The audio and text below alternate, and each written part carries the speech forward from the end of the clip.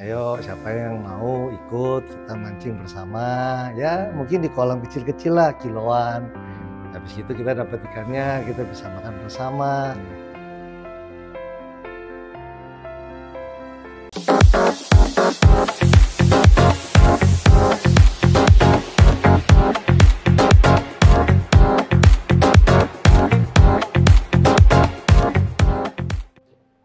Halo calon pemimpin masa depan, selamat datang di podcast SAI Indonesia.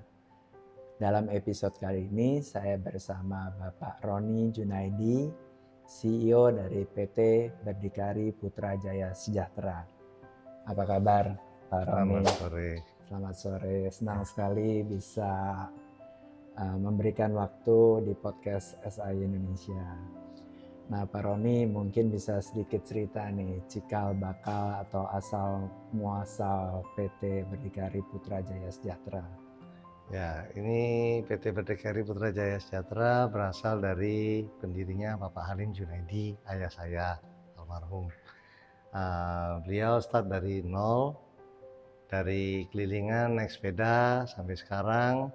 Terus kita dirikan PT Berdikari Putra Jaya Sejahtera dengan lebih advance, dengan manajemen pembukuan yang lebih sesuai dengan zamannya sekarang. Nah kalau misalnya PT Berdikari Putra Jaya Sejahtera itu juga memiliki jaringan distribusi ya. Betul. Nah kira-kira produknya apa aja nih yang didistribusikan? Produk kita sih yang didistribusikan terutama dari PT Universe Lion, punya keluarga kita juga, keluarga Bapak Irawan Gunawan, itu Barbara High Top yang sudah dikenal udah lama, cukup lama, produk High Top Semir ini. Nah itu yang kami bantu distribusikan, sedangkan prinsipalnya pabriknya ada di PT Universe Lion. Nah sekarang dibantu dengan PT SAI Indonesia. Nah kalau misalnya kita udah kenal lah merek ini, udah terkenal ya dari dulu ya, High Top, Barbara. Nah kalau misalnya melihat kompetisi atau kompetitor sekarang semakin banyak, bagaimana nih kiat-kiat Pak Roni itu tetap mempertahankan brand ini sehingga masih eksis sampai sekarang?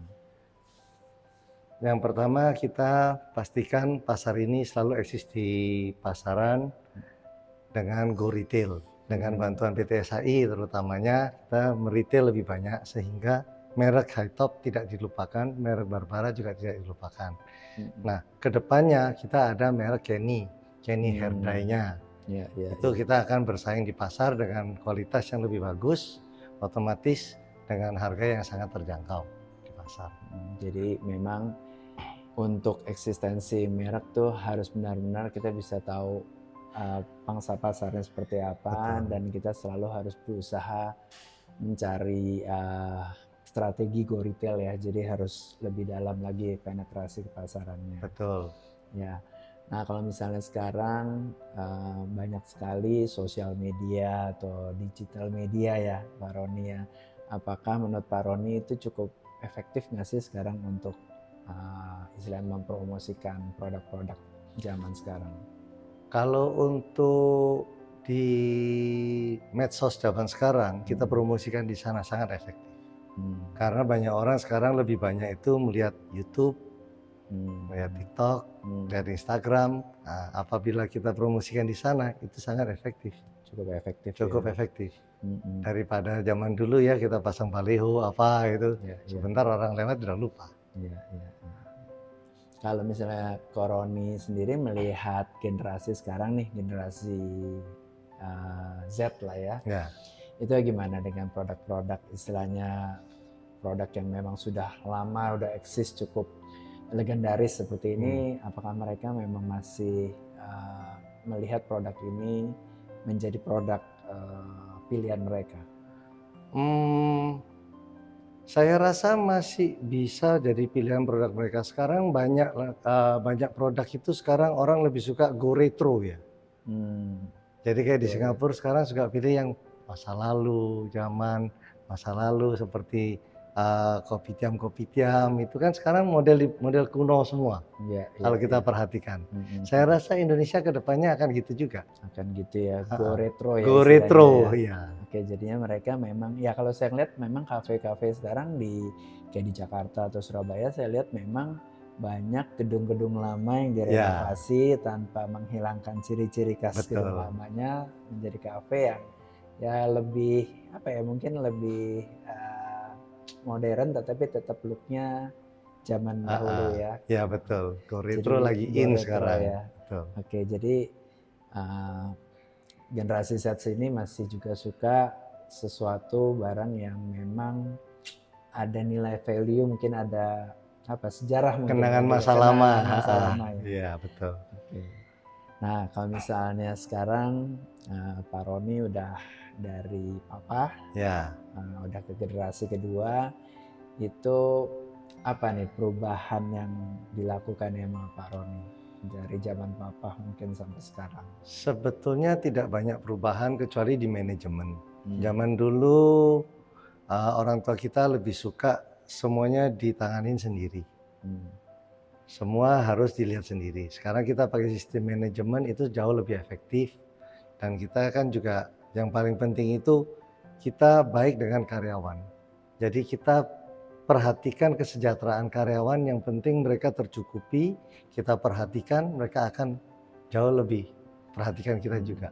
Jadi mereka bekerjanya bisa lebih maksimal juga. Betul. Lebih loyal juga ya. Betul. Jadi memang relasi antara karyawan tuh harus dijaga ya. Iya betul, harus lebih dekat kitanya sama mereka. Kita anggap mereka seperti keluarga sendiri lah. Keluarga ya. Betul. Satu nih pertanyaan terakhir saya mungkin. Kita tahu Pak Roni senang hobi lah ya, hobi pelihara hewan. Apakah ada istilahnya kesenangan hobi itu bisa diaplikasikan ke dunia bisnis nggak? Dengan mungkin memelihara hewan atau mungkin senang mancing juga ya. Itu ada nggak kira-kira korelasinya hobi dengan bisnis itu?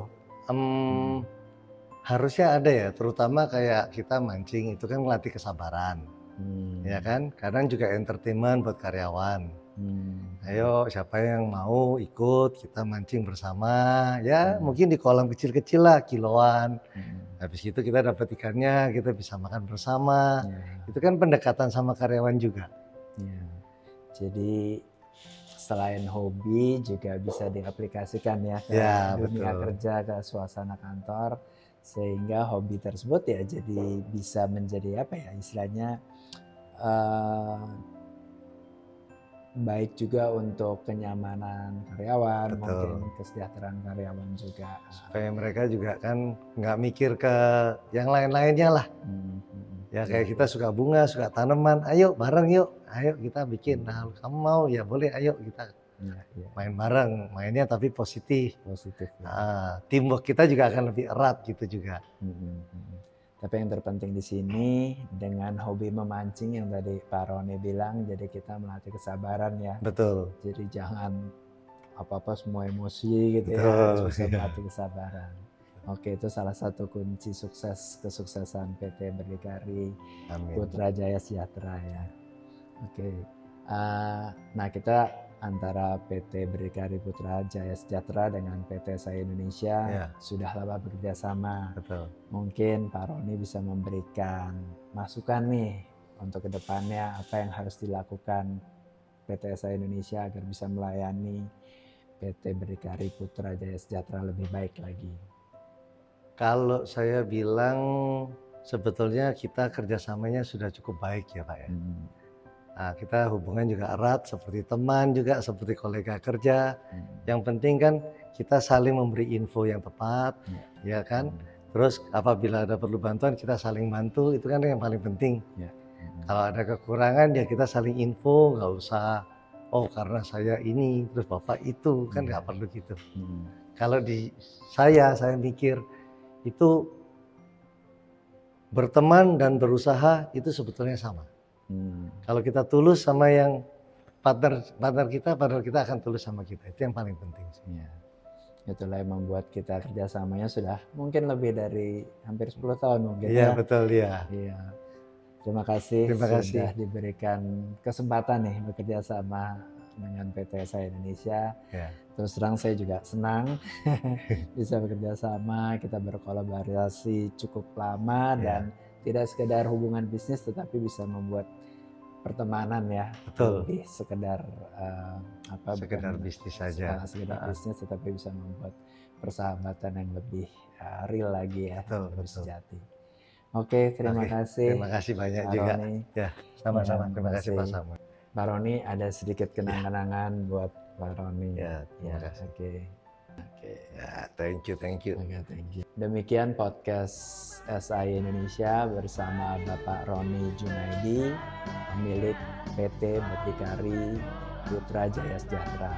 Semoga podcast kali ini juga bisa memberikan inspirasi dan wawasan kepada calon pemimpin masa depan. Sampai jumpa di podcast SAI Indonesia selanjutnya. Salam calon pemimpin.